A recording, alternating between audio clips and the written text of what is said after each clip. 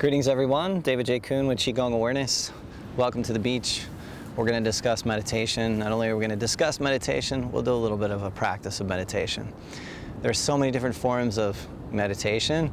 Many people have been asking me the question, what is Qigong meditation? Well, saying Qigong meditation is a little redundant on one hand because Qigong is a form of meditation. It's a form of moving meditation, and in some cases we have practices of still meditation. Sometimes we practice those practices standing, oftentimes called standing tree meditation or standing wuji posture, and other times, or sometimes we do like standing like a post. There's different types of practices that we can do there. There are also practices that we can do while we are seated, just like I am right now. And if you couldn't sit in general like this, cross-legged, for example, cross-legged as they say, then you could be sitting in a chair, sitting upright. Okay, you could be sitting at the edge of the chair with your legs long and your feet going down to the floor. So there's really no reason why you can't participate in some of these practices. And are they helpful? Yes, they are. Will it take you time to notice the benefit? You should actually start noticing the benefit literally during the very first meditation. And then you can grow that benefit over time, okay? There's a couple of things that I would bring your attention to. One is that, is meditation good for your body? Yes, absolutely. Can meditation help you to heal? Yes. Can it help you to prevent illness? Yes, absolutely. Can it help you, quote unquote, cure or heal illness? Yes, absolutely. There are many, many stories about it, including my own. So, can it also help you get yourself centered before going into the workplace? Yes. Can it bring your blood pressure down? Yes. All of these things are possible. And you know what? The majority of us know it. We know it. We just don't practice. So let's do a practice, and let's do a little bit of a guided meditation. Let's give you a little bit of a taste of it, how I would do it and share it with you, because there's many different forms of meditation and so on. So one of the things that I wanted to address before I get into my meditative mode, because I have a list of some questions here again that people have been asking and I don't want to forget them. So one of the questions that I've been also getting is, essentially why are meditation, why is Qigong, why is yoga so important for the West? Why is it so important for America and so on? Well, these cultures of India, Tibet, China, they've been around a lot longer than we have, and that's not to say that modern China is doing everything right or something. But some of these practices that have been born out of these areas that have ancient traditions tied to them and ancient wisdom tied to them. There were practitioners, there still are some, but there were practitioners who were pulling off away from society, who learned breathing practices, who learned to come back to themselves, who quote unquote enlightened or self-realized. In our everyday society, again, we can use these to prevent illness, we can use these to stay out of the hospital, we can use these practices to expedite something that we had to go to the doctor for, like when I broke my hand in 3 places and I had to go to the doctor, but the doctor couldn't exactly heal me and fix me, so I had to work on it myself to heal my own hand. So, same with my spinal disease. So, these practices can help you to heal yourself and then prevent going into the hospital or getting out of physical therapy quicker, etc., etc. So many different reasons, okay, for America to be practicing these. And on top of that, America tends to be pretty stressed out, but I think the whole world is these days. All right. Also, lastly, and then we're going to get into the meditation, is people ask, is it better to stand? Is it better to sit? Today I'm just going to cover seated meditation. Standing meditation is a wonderful practice, doesn't work for everybody, it's challenging. We're going to work with a seated practice today. There are certain principles within Qigong, and some people often ask the question, hey David, when I'm seated, should I be, what different aspects of Qigong should I be applying, okay? In other words, what principles, okay? So in other words, like, should I be breathing? Well, yes. What should my posture be? Should I be using creative visualization? These are things that we're going to look at in this meditation, okay? So I'm just going to put my little notes away now, and let's go into a guided meditation. Let's play with it, all right? So whether you're seated like this, or you're seated in a chair, let's go ahead and take this posture. This particular hand positioning is often used in yogic practices, some Qigong practices. This particular position is sometimes called Gyan Mudra, and they've done studies on this to find that it helps bring concentration. And when we talk about concentration, we're talking about the frontal lobe of your brain, which sits right here behind the skull. And this is another question that I often get. Is Qigong good for your brain? Absolutely. Is meditation good for your brain? Absolutely. Is your brain good for your nervous system? Yes. So let's work with it.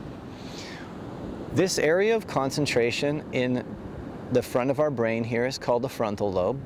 And up here on top of the brain, this neocortex area, and this is the area of your brain that is busy and sometimes gets caught up in what we call analyzing or analytical mind.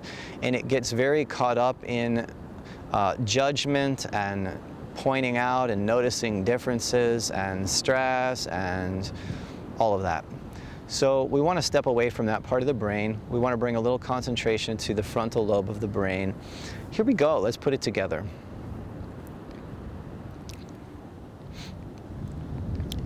You can keep your eyes open for this one, so you can watch me and so on. Your eyes should just be gazing. Don't be looking all around the room, just gaze. And in moments, if you desire to close your eyes, go ahead and close your eyes.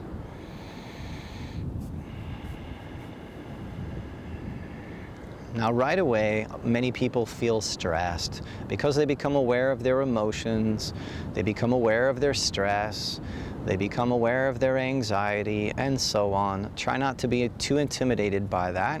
We're going to begin to change the energy of it. So the first thing that you want to do in this practice is to bring your body to a place of physical stillness and holding some degree of upright posture. Now, most people right away, the moment I said that, you're scratching your face, you're moving your hair, you're shifting around in your seat. No problem, go ahead and do that. But as I count backwards from 10 to 0, I want you to try and settle yourself down to where you are exercising your ability to concentrate and focus and bring some stillness, physical stillness, to your physical body. Let's see if we can do that. I count backwards from 10 to 9, offering the frontal lobe a gentle suggestion that as I go from 9 to 8, the body is becoming more relaxed. As we go from 8 to 7, the body is becoming even more still physically. And you're offering a suggestion to the mind, to the brain, and to the nervous system that you're becoming more, somehow more relaxed as we go to 6. Going back even further, 5, into stillness. 4, going deeper into stillness. Some basic guided meditation here, going back further into stillness, sinking down into the deeper part of your own lake. You know, on the surface of a lake or the surface of the ocean, there's ripples, there's waves. But as you go deeper down within yourself, which will take some practice, you'll notice eventually there's some stillness in there. There's a deep pool as we go deeper into 4, and there are greater reserves in there as we go to 3. Now, some of you are getting a little more stable Some of you are maybe getting a little more antsy. And some of you may also be feeling almost like you're going to pass out or fall asleep. Those are all challenges that you have to work through as we start to teach you about meditation. Still meditation, specifically. We go backwards even further to 3. We go down even further into 2. Deeper into 1.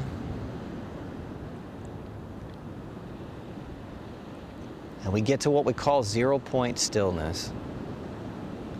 Now be very still for a moment. Physically, be very still. Hold your body still. Hold your posture still. And do your best with a soft holding of the mind. Bring your attention to that frontal lobe. Stay focused there.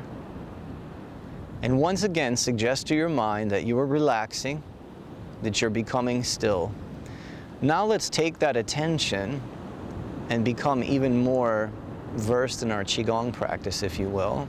Let's take that attention and let's bring that attention first to the body. Okay, this is stiff, that's stiff. There's this emotion and that emotion. Okay, I'm noticing the ripples on the water. But I'm also noticing there's a deeper stillness inside me. There's something there. There's an awareness there. Stay with that. The awareness, once again, suggests to the body and to the nervous system, I am relaxing. Somehow I am relaxing. Somehow I'm becoming more still. 10, 9, 8, 7, 6, 5, 4, 3, 2, 1, 0, 0-point stillness. I want you to now bring your attention to the breath, but listen very carefully. I do not want you to control the breath in any way, shape, or form. First thing I want you to notice is you're hardly breathing. That's the first thing I want you to notice. You're hardly breathing. There's hardly any breath there. Just notice it. It's okay, you don't need it. Right now you don't need it. It's okay. But I want you to notice you're hardly breathing.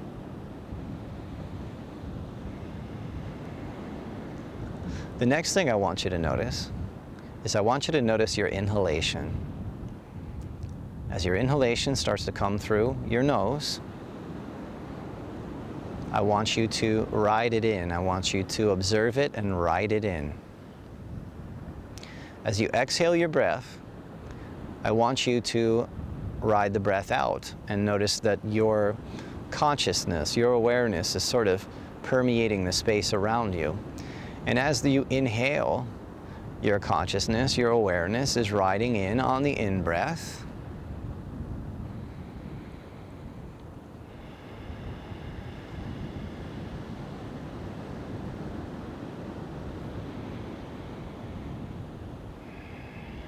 And now I want you to take your awareness and I want you to sit it down, so to speak, become a little more dense and a little more heavy energetically. Not like heavy in your body, but like heavy with a deep sense of relaxation. As your energy in your mind sits down toward your lower belly. This area in traditional Chinese medicine and in Qigong practice we call the lower dantian. As you inhale now, I want you to bring your attention to the breath coming in and entering down into the lower belly, preferably, although it may take a few breaths, down below the belly button. This is an area that if you want to bring healing to your physical body and power to your body and energy to your body, this is an area that you must get in touch with again. There's a battery that lives here, and that battery is only charged by bringing your attention and your awareness to this area. So as you inhale slowly through the nose, and in this practice we're also going to exhale slowly through the nose. Okay? Inhale through the nose, exhale through the nose. Slowly in and slowly out.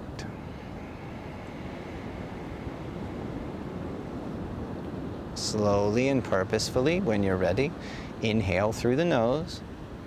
We're trying to purposefully breathe now, in through the nose, purposefully, gently breathing out through the nose.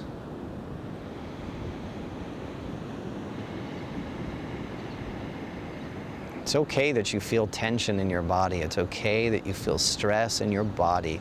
We're going to continue to change, transmute, and alchemize that energy. And the same energy that you call stress, we're going to turn it into something else. That is the magic of Qigong practice. That is the magic of creative visualization. That is the magic of working with your breath, being mindful. Now I want you to notice a subtle activity that's going on in the background, which is related to Qigong practice. And I want you to notice if your saliva is active. In other words, have you had to swallow? Is your mouth dry? What's going on there? Because as your saliva begins to change and you're breathing in and out through the nose, and you're observing this and you're practicing your meditation, watch what happens. The saliva will grow. And as the saliva grows and as you begin to swallow your own saliva, you'll notice that this begins to change the breath. Over time, it will change the breath because you're beginning to activate the parasympathetic nervous system. So, for a lot of you, this is already too much of a challenge. The meditation is already challenging. You need to step up, stand up, move around a little bit, shake it off, and come back. Next time, keep practicing with me. So we're going to assume you're here for the second time, or we're going to assume that you have a little more discipline. So we're going to go a little bit further in this meditation practice. And I want you to take your tongue now, and you're going to place the tip of your tongue up behind the roof of your mouth, behind the two front teeth. And we're going to connect this acupuncture Ren channel that runs up the front of your body and the Du channel which runs up the back. And they both kind of connect at the bottom through the crotch area and up to the top of your head. It's some specific acupuncture points there. And we're going to hold our attention on these two channels, and we're going to place the tongue there behind the two front teeth. And just stay with your breathing. Inhale through the nose, exhale through the nose. Inhale through the nose, exhale through the nose.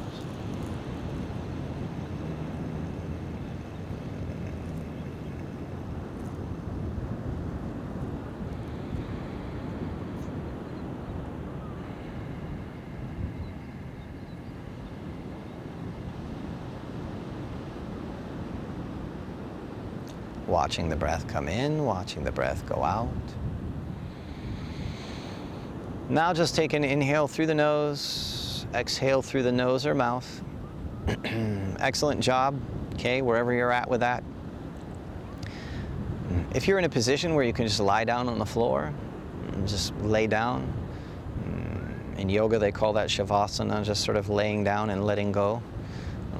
We're just going to go a little bit further with this. And we're going to have you go into a lying down meditation. I'm going to guide you just for a few minutes here to complete this longer meditation session. Play with this later as you desire to play with it. But lay your body down on the floor or a couch. Get yourself comfortable. Pause the video if you need to. And just listen to my guidance here on this one.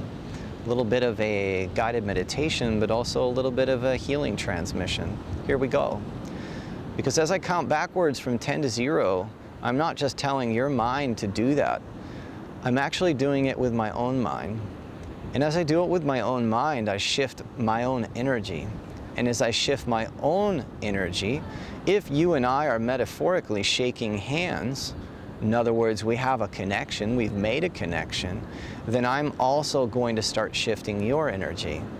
If you just kick back and relax, it's kind of like saying, go ahead, David, for a moment, take the steering wheel. So here we go. 10, going deeper, 9, going deeper, 8, 7, 6, 5. Be very still for a moment.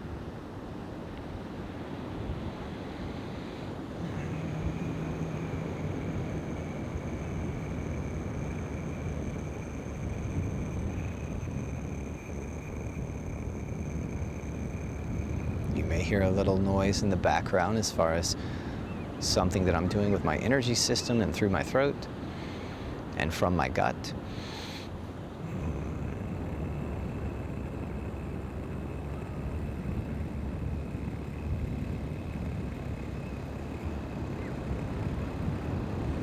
Some of you will notice what this is doing to your energy system and your physical body.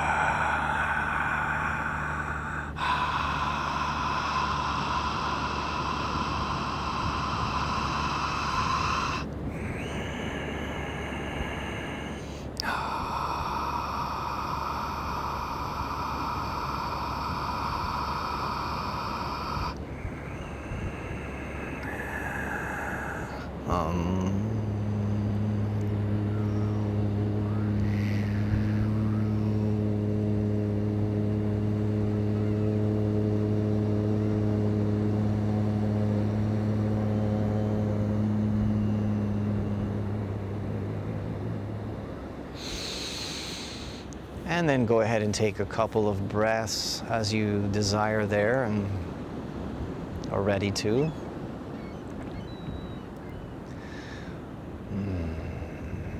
And a couple more breaths as you're listening to me conclude our little teaching here today.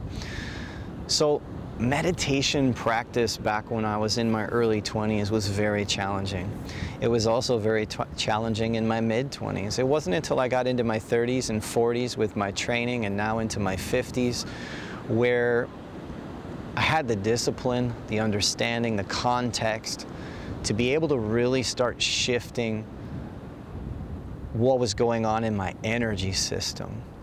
Now, we played with some concepts here, some teachings and some techniques. We're going to have to come back to them. This is not a one-time, one-size-fits-everybody video, okay? I'm giving you a little bit of flavor and trying to cut you some slack, so to speak, as a beginner. And I'm showing you some different aspects of the practice that we can build upon as we go forward. It does, just like anything you're going to do in your life, it does take some concentration, some discipline, and some practice. When you begin to taste this particular flavor of ice cream, so to speak, what it does for you, the high that it gives you, it is that high that will draw you back to the practice. Plain and simple. It's actually not even the benefit to your outer life. You'll eventually see that. But the first benefit that you're going to see is that in your life, something happens in the world that is disturbing to you, and you're going to be able to have some degree of equanimity, much more so than you used to have. And so when people ask me the question, well, what good is Qigong and yoga and meditation for the United States? Well, that's the answer right there. That's the #1 answer, to calm yourself down and stabilize yourself in the middle of the stress that's going on in the planet, wars and change and all this other kind of stuff. Having a practice, and not only having a practice, but having a community. A teacher is not just, wow, they're the guru, everybody bow down to them. That's not the way I look at it personally. My thing is that around every teacher gathers a population of people. That population of people becomes your community. Even if you're not having a direct conversation with other people in my community, let's say you've just started to join and you don't know anybody in the community. Well, if you sit down and breathe with us, guess what? You're part of the community. Just because you do not know that Bob and Nancy and Tom and Tim are all on the program, it doesn't mean that you're not connecting with them. In fact, there are studies of a particular set of monks that travel around the world, and whenever these monks go to particular cities and they do their meditation, and I can't remember how many people are in their group, but literally every time crime rate comes down, every time. They have certain statistics that they're always looking at.